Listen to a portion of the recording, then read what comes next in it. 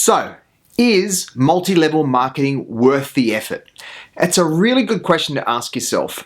In my previous video, we talked about if you can make money out of multi-level marketing, and the previous video to that, this is the third in the series, was all about what is multi-level marketing. So by now, you should be up to speed with that. If not, I suggest you go back to the first video, catch up on what multi-level marketing is, and then go from there.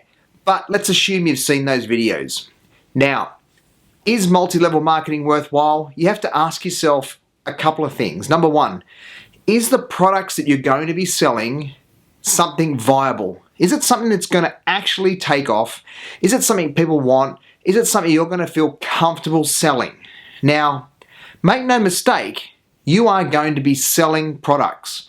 Whether you're selling the business model or you're selling the business model and wealth, which is what will be promoted to you, at the core of it is going to be a product or something that you're going to be selling or passing on.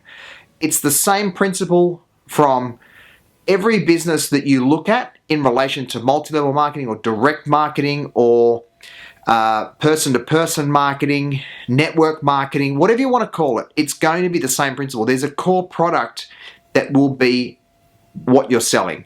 Now, the business comes from selling that product or buying that product.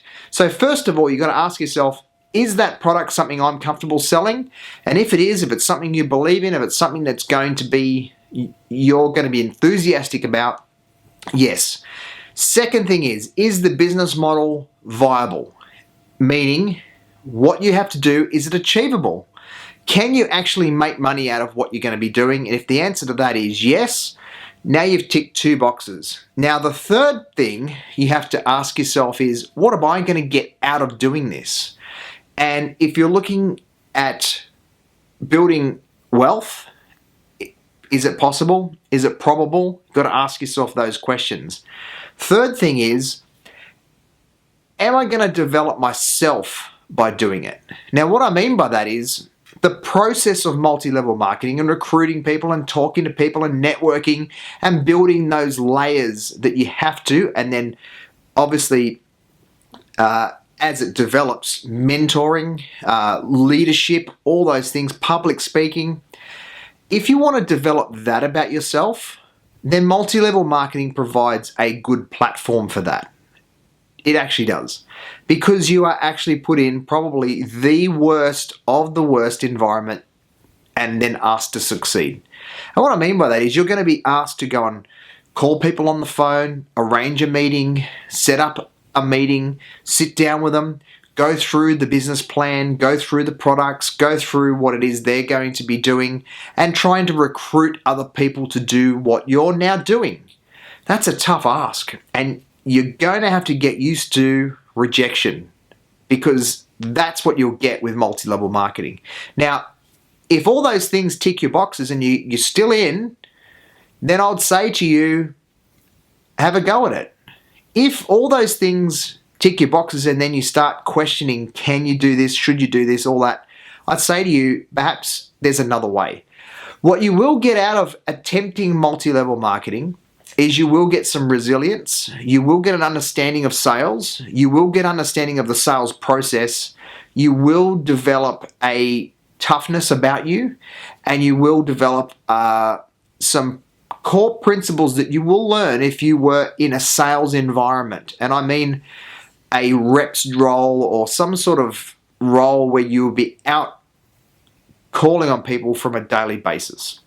And I go back to my franchising experience when we were doing franchise business, and you were actually showing franchisees how to sell what our service was, is very similar. We were cold calling, we were going to doors and things like that. Multi-level marketing is not so much cold calling, but there's a level of that and the way that they do it. So understand the way that their business model works is you'll be required to put forward a bunch of names and contacts from your own personal list. You'll be required to call them and ask them to meet with them about your opportunity that you've now got involved with, and you'll have to sit and walk them through that.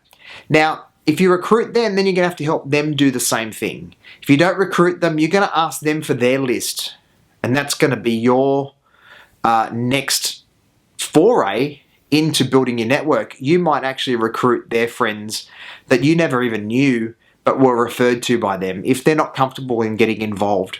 So that's something that you're going to have to do. Now, are you going to get financial freedom out of doing something like that? I don't know. I really can't say that I've met too many people who have done that. I've met one or two, that's it. So really, it's like with any business venture, the cream rises to the top. Those who are willing to do all that I just mentioned and do it relentlessly, ruthlessly, and be all in, not partially in, may succeed. But at what expense? Now, that's something that you're going to have to come up with. I'm not going to say do it or don't do it. I'm just giving you the facts and how these things work.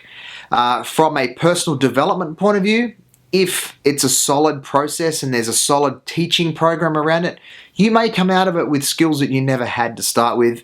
And if you see value in that, then it could be worthwhile. But probably a piece of advice I'll give you is don't burn your friends, don't burn your relatives to get where you want to go, because that's not going to be for everybody. So if someone says to you, no, I'm not interested in that, don't keep pushing it on them. And if someone says, that's not for me, stop harassing them. If you're selling products and you're trying to push that, don't turn your social media all into about the product that you're trying to sell now as a result of your newfound venture. Because a lot of people are going to say, man, this is not really what I'm knowing this person for. I know that person because they're great to hang out with, or I know that person because they like a hobby I like. They're not knowing you because of the business that you've got involved with. And certainly when you're trying to get something from other people, it comes off that way. So if you don't want to lose friends, just be cautious how you move forward with this.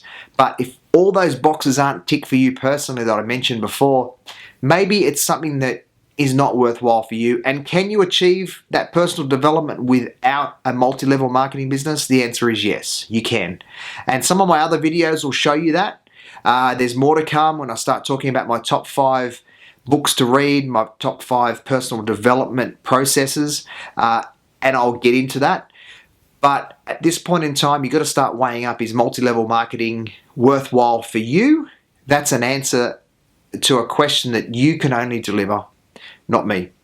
Thanks for watching. Give us a like, a big tick, and if you like the video and you like the channel, click on my head up there to subscribe and get part of the channel and subscribe. Cheers.